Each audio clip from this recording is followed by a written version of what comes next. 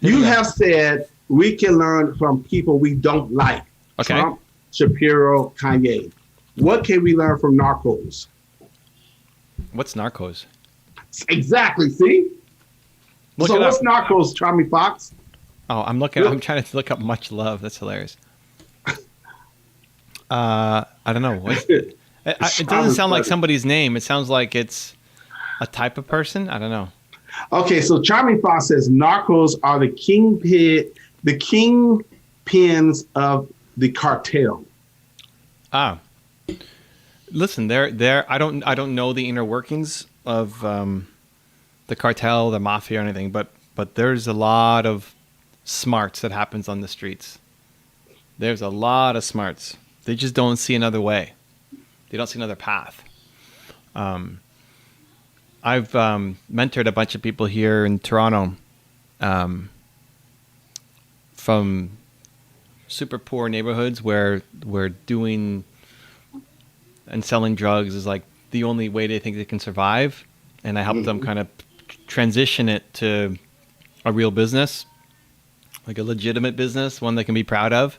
But they could pick up super quick because they're willing, they're smart, and they're not afraid of rejection. Like for all of the fast pass to freedom stuff, what you're afraid that someone's gonna reject you on Instagram in a DM, right? That stuff is like, okay, yeah, I'm down.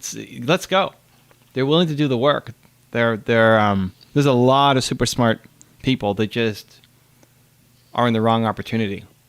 So if now you're talking about making it to the head, what could you learn from somebody who's leading a crime family? You can learn a lot about leadership, mentorship, strategy, organization. Lots. Just use it for good. Use it for good instead of using it to do illegal things. What is something that you've learned from somebody who you don't like or agree with? What is something I can learn? Or that you have learned? That I have learned from someone I disagree with? Yeah, or don't like, or there's a lot about them that you don't like or respect, but you have learned something from them. That, well, I'll give you this one. I give you, and I kill two birds with one stone. I answer this question, it'll be the same answer I would have gave for the other one. They're willing to die for what they believe in. But who? Who specifically?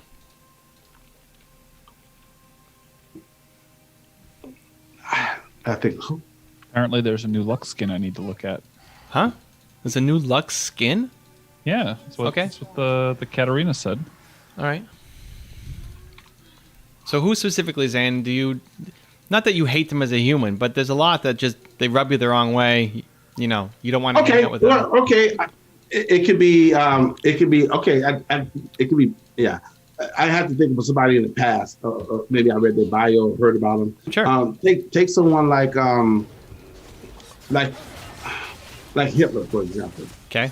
He was extremely hated, but even though he's got all that feedback coming back at him and all the things he did, or even like Pol Pot, but they still was willing to die for what they believed in. Even though what they believed in was evil and was bad, they would not back off of that. There you go. Yeah, now use it for good, right? Yeah, so that's why I haven't never told you this before, but I that's why I like one of your key pillars to your word. I mean your credo. One of your key pillars is conviction. What? Oh, conviction. Yeah. Yeah, and I like that. I really do like that word a lot. To me, that word, my definition. I know you guys don't like definitions, but I define conviction as nice, true. A belief that you're willing to die for. And I also look at conviction in a religious sense. So you could take someone who might be in a cult, but they believe it. They're so convinced, even though there's all this evidence to the contrary, they're so convinced that they're willing to not only drink the Kool-Aid, but give their kids Kool-Aid and then still drink it. It's just that deep of a conviction, and you cannot turn around no matter what. And I call that sometimes when I talk about, okay, they're gonna ask for a framework, but let me just tell you about the framework. I talk about the 4 beliefs. And one of the four beliefs Where's is... where's the? Oh, my Come God. on. You can't Oh, mention my it without God. pulling it out. We know you got that laminated. Gracious. Where's the lamination? Come on now, You have a Sandy. video on it. Come on. You have 3 videos on it. Thank you, Drew. So I don't need to show you. Okay. Oh, no. You still need to show us. Oh, my God. Yeah, I haven't seen the video. I want to see the lamination. Let's go. All right, here we go.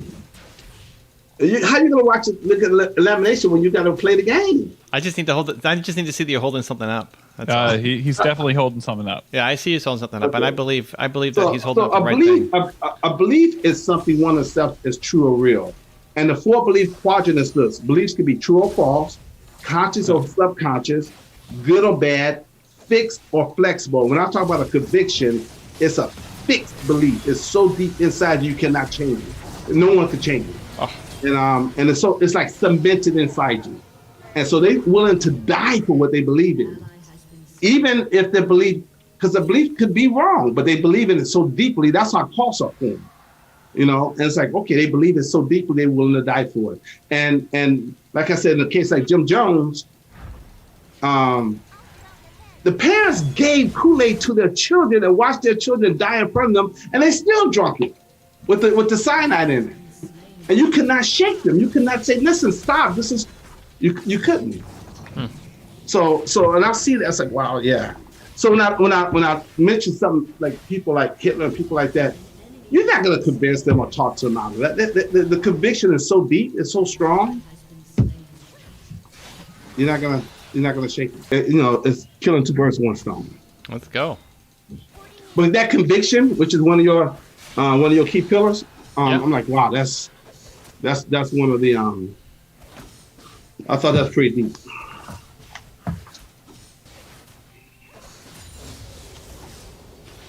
I think conviction again is a belief you're willing to die for. And normally conviction is reserved for, I'm not gonna say religious fanatics, but normally it's in a religious connotation.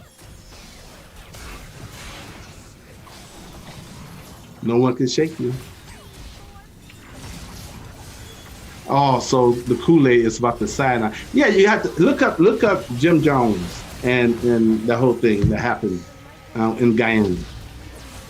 And he put the cyanide in the Kool-Aid.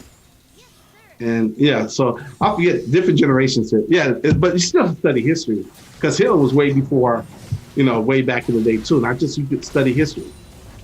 And they said it's nothing new under the sun. So yeah. So how about you? Well, I'm gonna say how about you, Evan? But we already know you had Kanye up and other people up. So it's good to learn from people you disagree with.